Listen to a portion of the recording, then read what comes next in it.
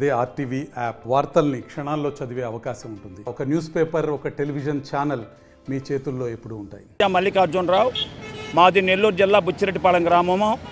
నేను జొన్నవాడ శ్రీ కామాక్షి తాయి అమ్మణ్ణి పరమ భక్తుణ్ణి. మన దసరా ఉత్సవాల నిమిత్తము నేను అమ్మని కాడ సేవ చేస్తుంటాను.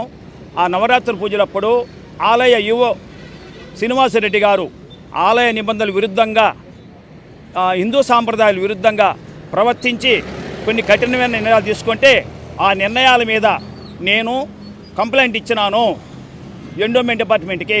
నాకు ఎలాంటి సహకారం రాలేదు వాళ్ళ నుంచి. అమరావతి నుంచి నెల్లూరు దాకా ఇచ్చాను, తిరుపతి ఆర్జేసీ గారు ఇచ్చాను, నాకు విచారణ ఎలాంటి రాలేదు. తదుపరి నేను లోకాయుక్త గారిని అనుసరించాను, లోకాయుక్త కోర్టులో అనుసరించాను.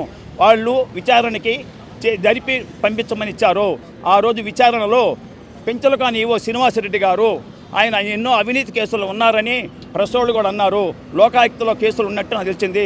అవినీతి అధికారిని నా యొక్క విచారణ పంపించి వాళ్ళంతా ఒకే డిపార్ట్మెంట్ కాబట్టి కొల్లీడయ్యి నేను ఇచ్చిన పిటిషన్ని నీరుగార్చే పనిచేశారు.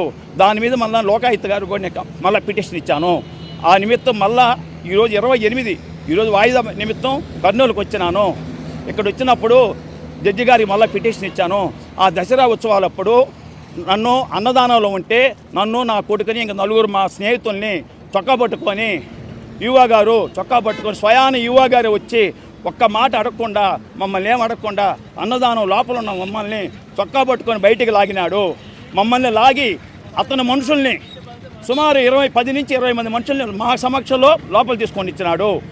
దాని మీద మేము యువా గారిని అడిగితే అతను తప్పించుకునే మాట మాట్లాడుతున్నాడు.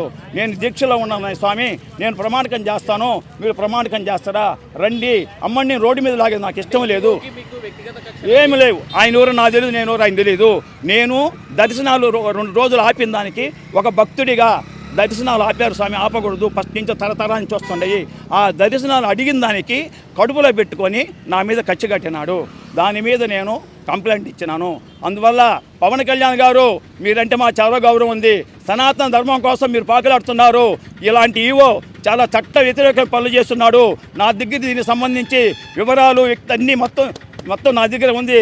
మొత్తం చట్టా ఉంది. అతను చేసిన గుళ్ళో చేసిన తప్పులన్నీ నేను అన్నీ లోకాయుక్తకు తెలియపరిచినాను.